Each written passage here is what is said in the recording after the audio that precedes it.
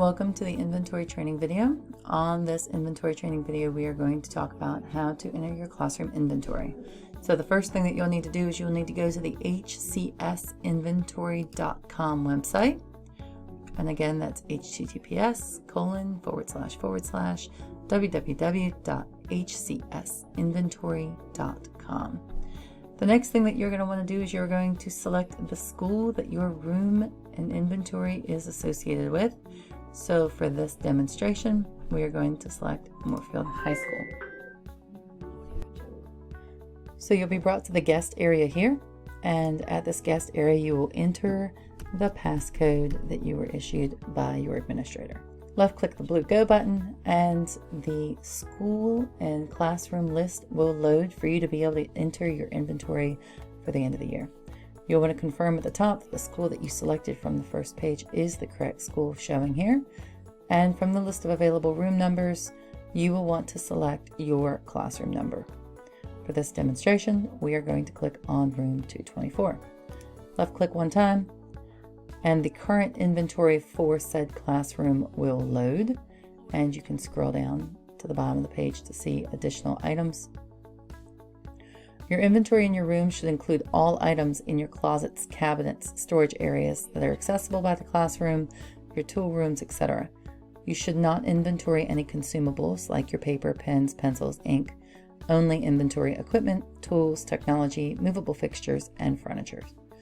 So if you take a look at this item down here, if you click on the arc welder, the Lincoln arc welder is the description, the item name is the welder, the quantity that you have, the manufacturer, the model number and serial number if they're available, the date purchased, price, the item.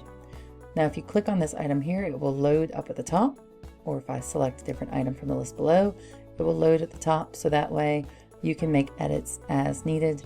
If you have purchased some additional items here, you can increase the quantity here.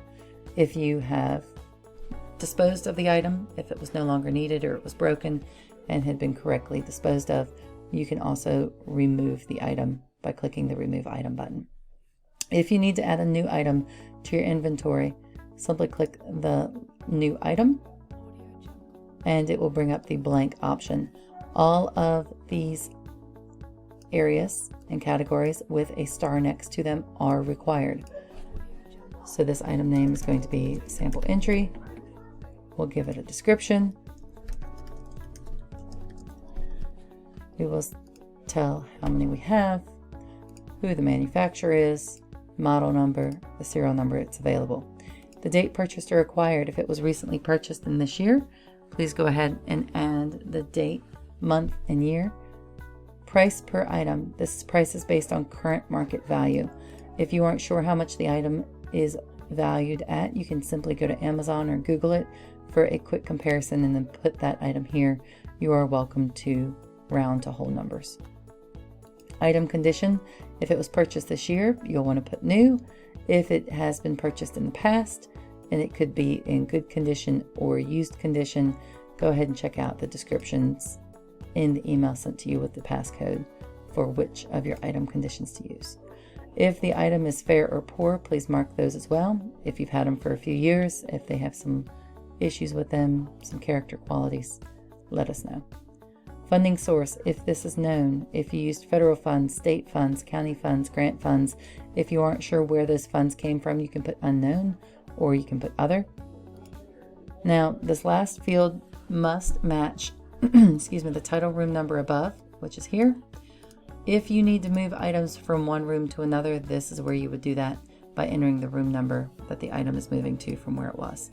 In this instance, we are adding this new sample entry to room 224.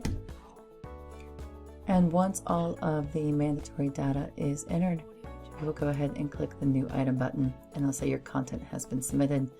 And if you scroll down into your table list, you will see now that the item name is here, sample entry for video, and the additional information. If you need to remove an item from your list, maybe you have a couple extra blank spaces that were accidentally added, or you have disposed of some materials or equipment properly, all you need to do is select the item from the inventory table below and come up to the top and hit Remove Item. So I was able to delete that blank space as well. I'm also going to come here to the sample entry. You'll see when I left click one time, it'll load the details above, and I can click remove item. If you are moving from one room to another and the inventory is going with you, what you can do to make your life easier, instead of having to import all of this data into a new room sheet, just left click the item that's going with you and change the room number to where it needs to go. Once you've changed this to the correct room number, you are going to hit the new item button again. And it'll say your content has been submitted, but notice that item is no longer on this list. So if we go back into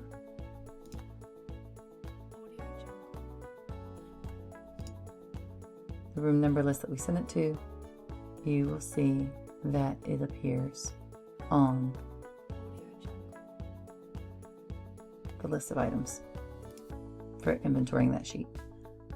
If you have an error and you send it to the wrong room, just go ahead and jump into that room inventory real quick, and you can go back to the room it needs to go to and hit new item. And then when you scroll down to the bottom, you'll see that that item is no longer there. Password. And if I go back into the room inventory, you'll see the item is back in the correct room. If you have any issues entering your inventory into the new inventory website, please reach out to Tony. I hope you guys have a great summer and look forward to seeing you again in the fall.